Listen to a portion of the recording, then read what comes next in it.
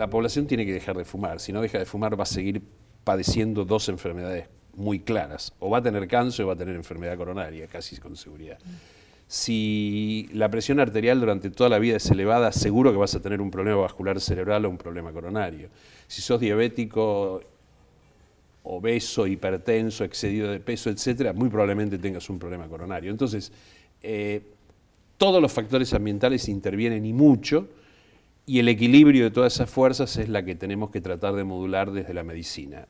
Nosotros, ¿El estrés es hoy un factor nuevo a tener en cuenta? No, no es un factor nuevo, es un factor histórico, lo conocemos muy bien. ¿Tiene más incidencia? En términos, a ver, te lo voy a poner en números para que se entienda bien. ¿Cuánto interviene el estrés en un individuo? No lo puedo saber. Es decir, eso es muy importante interpretarlo así. Los médicos atendemos pacientes, que son individuos, pero no podemos estudiar pacientes, tenemos que estudiar poblaciones para entender a los pacientes. En una población general, si yo analizo quiénes se infartan, cuánto interviene el estrés en un infarto de miocardio, esa es una buena pregunta. Depende de dos factores. ¿Cuán prevalente es el fenómeno en la población? Vamos a suponer que yo estudio 100.000 personas en la ciudad de Rosario y encuentro que el estrés es muy prevalente, que la mayoría de las personas, voy a poner una exageración y lo pongo en blanco y negro, que todas las personas están estresadas. Bueno, si todas las personas están estresadas ya me cuesta más diferenciar ese factor. Pero ahora veo, ¿cuál es la potencia que tiene el estrés cuando yo digo una población estresada versus una no estresada? ¿Cuánto se infarta una? Vamos a suponer que la potencia para infartar sea 2 veces. Entonces yo multiplico el 2 por la prevalencia y digo, bueno, el estrés es muy importante. ¿En cuánto interviene el estrés en el desarrollo de un accidente coronario agudo, por ejemplo un infarto? Aproximadamente en un 30% en la población. Ahora, en el individuo es totalmente diferente, porque en el individuo yo me siento con un sujeto y viene y me dice, mira, ayer quebré y me metieron preso, o sea, perdí mi libertad, perdí mi condición económica y me divorcié, y hoy me infarté. Lo más probable es que tenga mucho peso en ese caso particular, porque perdió 3 de las variables más importantes psicológicas de un individuo. Ahora, no podemos estudiar un individuo, porque nunca vamos, a lo mejor todo eso le pasó, pero además es hipertenso y la arteria se le ocurrió taparse porque era hipertenso y no porque, o sea... Y juega la subjetividad también de la persona y cómo canaliza y puede llevar adelante, por supuesto. Por eso digo que nosotros estudiamos poblaciones y lo que entendemos de las poblaciones intentamos aplicarlo al individuo que tenemos enfrente, que es una forma de hacer, digamos, es la forma que tenemos los médicos de hacer medicina. Los sanitaristas estudian poblaciones y toman medidas poblacionales para afectar la salud o la enfermedad de los individuos. Hablábamos antes de la hipertensión, le quiero preguntar por el tema de la sal. Hay un cambio de paradigma, usted lo va a explicar seguramente mejor que yo, pero digo, ¿por qué es tan nocivo, o se dice que es tan nocivo, consumir mucha sal como consumir 0 sal o poca sal? Es un tema complicado. El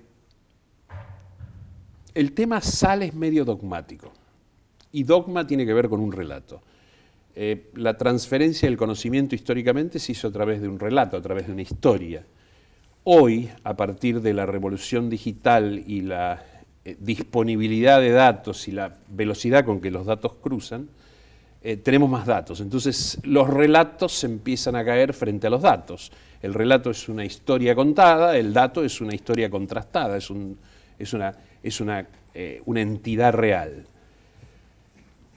Históricamente, desde que yo soy médico, ya hace muchos años, el consumo de sal era excesivo para la población y había que bajarlo. Siempre es bueno menos sal, siempre es bueno menos sal. Y la verdad que los datos que teníamos hasta ese momento, pobres, dicen exactamente eso. Ahora tenemos mucho más datos que contrastar. Y la realidad es que la ciencia se incrementa su contenido en base a la observación no empírica, porque la observación empírica decía, el que come mucha sal le va mal, el que come poca sal. Pero cuando vos contrastás esos datos con datos reales, los testeás las hipótesis, empiezan a aparecer otro tipo de realidades y de datos. Y lo que encontramos en los últimos 5 a 10 años, te diría, es que comer sal en exceso hace muy mal, sin ninguna duda, y aumenta la incidencia de accidentes cerebrovasculares y de infartos, más que nada de accidentes cerebrovasculares. La hipertensión se asocia mucho a un problema vascular cerebral, ¿no? Las cifras muy altas de presión se asocian más a esto que a esto. Pero ¿cuál es el problema? Que comer muy poca sal también se asocia a problemas de salud graves. Y este es, yo no digo, ojalá fuera un cambio de paradigma, todavía no lo es, pero este es el desafío que se está imponiendo en algunos sectores. ¿Sí? Ahora, discúlpeme, Ojo, comer sí. poca sal es, agarro el salero y le pongo sal a la comida, o lo estoy pensando también en los alimentos que ya de por sí contienen una buena cantidad de sal. Claro. El consumo promedio de sal en la República Argentina es de 4.9 gramos de sodio por día. Ahora te lo explico en castellano. 4.9 gramos de sodio por día equivalen a 12 gramos de sal blanca, la que ustedes conocen en la mesa.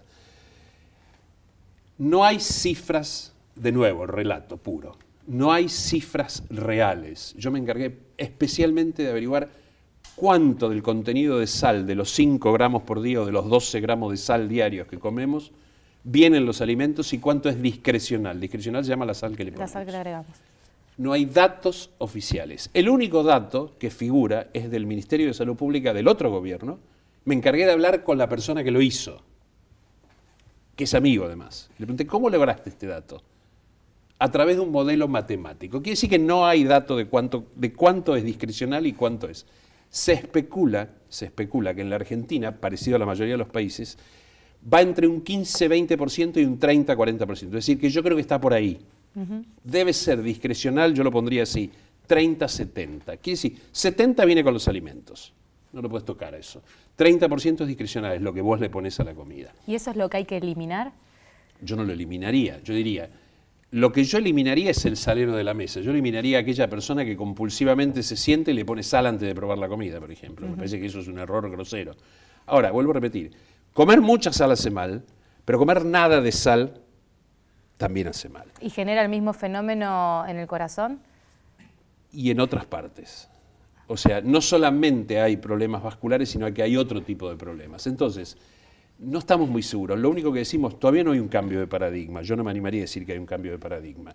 Lo que sí me animaría a decir es que está desafiada la hipótesis anterior que comer mucha sal era muy malo y comer nada de sal era muy bueno. Eso no parece ser así, por lo menos nosotros decimos que no parece.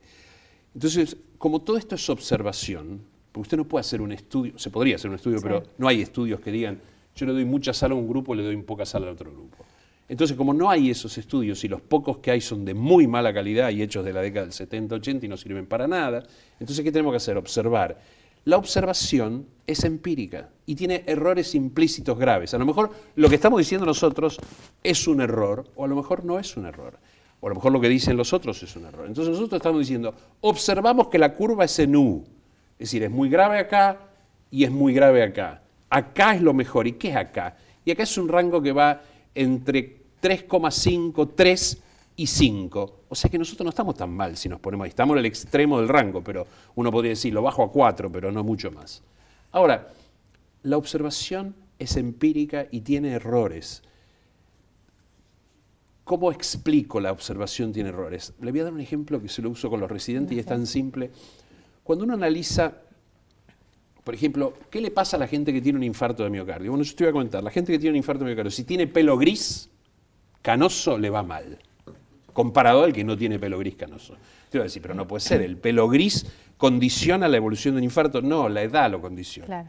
La mayoría de los añosos son canosos. Entonces, esa es la confusión de la observación.